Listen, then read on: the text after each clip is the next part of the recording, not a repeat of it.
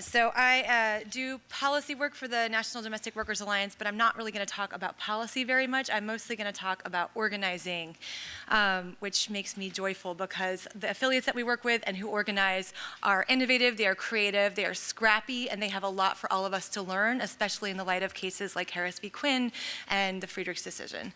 Not to cast a shadow upon the room, but I think that there's always been a lot to learn from the organizations organizing domestic workers, but now more than ever. So the National Domestic Workers Alliance is composed of 60 affiliate organizations who are independent across the country, who are not service providers. They're organizations that organize domestic workers directly in communities from Texas to California, to North Carolina, to New York, and many other states. We also have internal chapters, and in particular chapters that focus on Black domestic worker organizing. And we're building out an individual membership of domestic workers across the country, but especially in the South, so that people where there aren't nonprofits or NGOs, there aren't unions, can be members of the Alliance. And that in particular feels incredibly important right now. So we're spending a lot of time talking to folks who've been already doing that to figure out how to do it as strategically as possible. Domestic work is and always has been done by immigrant women and Black women and women of color. That's been true since the start of this nation, and indigenous women, right? The first domestic workers were enslaved Black women and immigrant women and uncompensated wives, right? So fast forward to now, and you look at the census data on who domestic workers are, and it's more than half women of color according to census data, which means because you're not capturing a lot of immigrant and undocumented folks, it's actually probably higher. It's 90%, if not higher, women. And it's people who are making, a median income of about $12,000 a year. So that's who our base and our membership is. And of course, there are some really fantastic unions who may probably be in this room who are doing really innovative and excellent organizing, in particular with the home care sector of that membership as well. So I wanted to talk about two things, first base building and then campaigns and how I think those intersect. I was sort of thinking about this panel on organizing, and I sometimes talk on wonkier panels about like nerdy intersections of the Fair Labor Standards Act and Medicaid. So I was going back to my, which I would love to talk about, so come get me afterwards if you want to. But I was thinking about my training as a youth organizer about 2 decades ago, where we were told that organizing is getting your friends together to get the man to give you the goods, right? There's some other layers in there, but essentially, right, organizing is finding a set of people who are affected by an issue, right? That's the base building part. And then getting the man to give you the goods, forming demands, building your power, and claiming what should be yours as a movement. So I felt moved by that, and that the simplest frameworks are often the best. So in terms of base building, because our members are disaggregated, some domestic workers are working only in individual homes, particularly house cleaners, and are working for many different employers. Some domestic workers work for just one employer, such as nannies. Other domestic workers are working, especially direct care and home care workers, are working for agencies or are considered employees of the state, right? So there's multiple employment structures, but one common thread across all of them is that people are quite disaggregated. Again, I would say there's a major exception around workers who are unionized, home care workers who are unionized, particularly through AFSCME and SCIU. So I'm going to say there are others who are more qualified to talk about that structure. I'm mostly talking about folks who, for various reasons, don't fall within that. So we have a bunch of different ways our affiliates have found to pull together workers so that they can start raising their voices together. So the first thing is that workers are aggregated in many different ways. One is physical, right? They're actually just places that workers go together.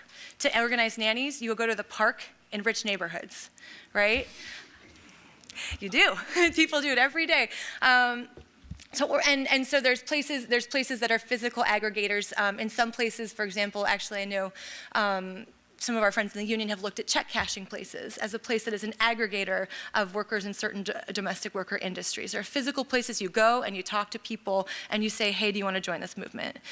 There are also now online aggregators, right? There's things like Facebook, which 10 years ago I always sort of poo-pooed as a place that people who are working class, who are not making a lot of money, like, why are we talking about the internet right now? That's not useful. That's not something that's accessible. Well, we surveyed our members, and our members, 90% of them have some kind of, maybe not regular internet access, but folks have a Facebook page, or folks have some, go to the library and use the internet. There's some, or have basic data on their phone. So now we know, and people are very active in a variety of sites, so we know places like Facebook are a place that workers are aggregating, and are aggregating with or without us. There's actually a very robust site for nannies that was completely independent of us, that was created by nannies who wanted to talk to each other.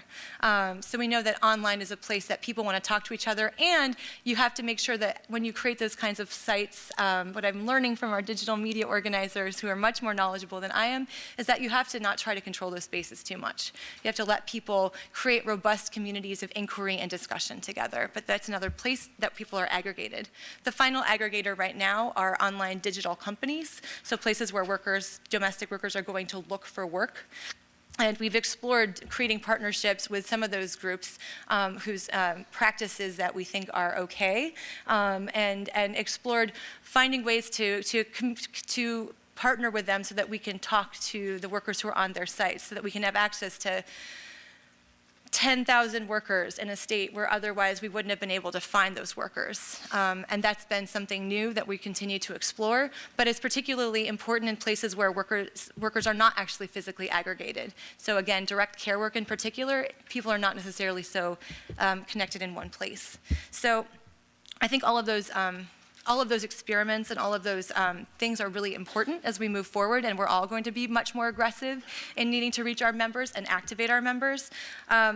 There's a bunch of other models that I'd be happy to talk with folks about afterwards that are things like circles, which are very low-touch membership models. That was actually created by the Filipino Worker Center in Los Angeles, who's ballooned their membership, a voluntary but dues-paying membership, from a couple hundred workers to, I want to say, 10,000 workers in the course of a couple of years. So we look to them a lot for their innovations. When they say this is a good idea, we listen. They've created this circle model where you have small groups of people who are connected together just by text, maybe in-person meetings. There's a commitment to talk to each other once a week. And the organization will send them information, action opportunities, but it's up to each individual circle to decide what they want to do. So some circles might really want to go to Sacramento and be part of a Domestic Worker Bill of Rights lobby day.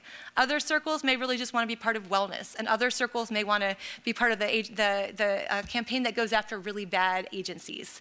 But each circle gets to decide, and that's been enormously helpful in allowing them to grow very quickly and actually expand so quickly that now they're in Arizona as well.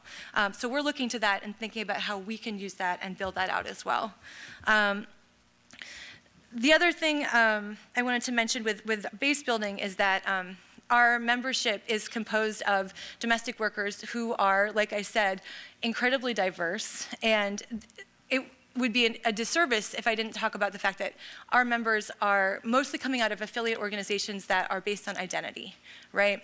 That are based on common identity as Nepali immigrants, that are based on common identity as Filipino immigrants, that are based on a common identity as Black women workers in the South. And that, I think, is one of the keys to why we've been successful and able to grow, is that we see the difference within our membership as an incredible source of strength. We don't think our affiliates should be the same. They wouldn't let us make them the same, even if we thought that was a good idea. But the fact that we have 10 different languages that are spoken by our membership, the fact that our members come from all over the world means we have so much information and so many models to draw on. And we create space intentionally at our gatherings. Our gatherings are translated into, on average, 6 languages. We make sure that there's space so that everybody can show up and fully participate as who they are. And that has been, I think, one of the biggest sources of why we've been able to grow. And that kind of takes me to the second point, because I know I'm close on time, which is campaigns, right?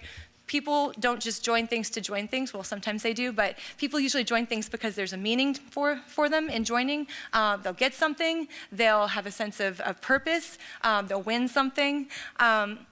We think of campaigns both as something that keeps everything moving. So my colleague talks about the bicycle theory, right? You have to have campaigns as you pull people in to keep moving forward. It doesn't have to be the perfect campaign, but it needs to keep moving forward as you find the perfect campaign. We also operate from the idea of whole person politics, which is a term that Alicia Garza, who's one of the co-founders of Black Lives Matter and also runs a lot of our organizing work, has sort of embedded into the way we think about campaigns, which means that a worker is a person with a broad set of experiences. They are all the parts of themselves. They're their nation of origin, they're their race, they're their community, they're their economics, they're their gender identity and sexual orientation. And that affects them as they get to work, it affects them at work, it affects them when they go home each day and are in their community. And so if we think of worker organizing as only about getting wages and changing the conditions of the workplace, which is incredibly important and really hard, don't get me wrong, but if we thought of ourselves just in that way, we wouldn't be relevant. We could work for the next 4 years just on the ways that the Fair Labor Standards Act is about to get attacked, and that would be good work. But we know that our membership is a vastly immigrant worker and woman worker membership. And if we weren't working right now on community defense projects and working with our allies, many of whom are up here together with me, on how we're going to fight back against the racist idea of law and order policing, against the idea of mass deportation, we would be doing a disservice to our members, and we would not be relevant to the movement that we're part of and that we're trying to stay. We know the people are the movement and the people are the cresting edge, so we want to be right here making sure we understand, and there's no way to do that if we don't understand that people are full people. So that means especially for us right now having as I said, an immigrant rights analysis, a racial justice analysis, and having that not be sort of an add-on at the end on a gender justice analysis, and not being an add-on at the end, but embedded deeply into every single piece of the work that we build out. And I'm happy to share examples of that afterwards. I think I'll stop there for now and take questions later.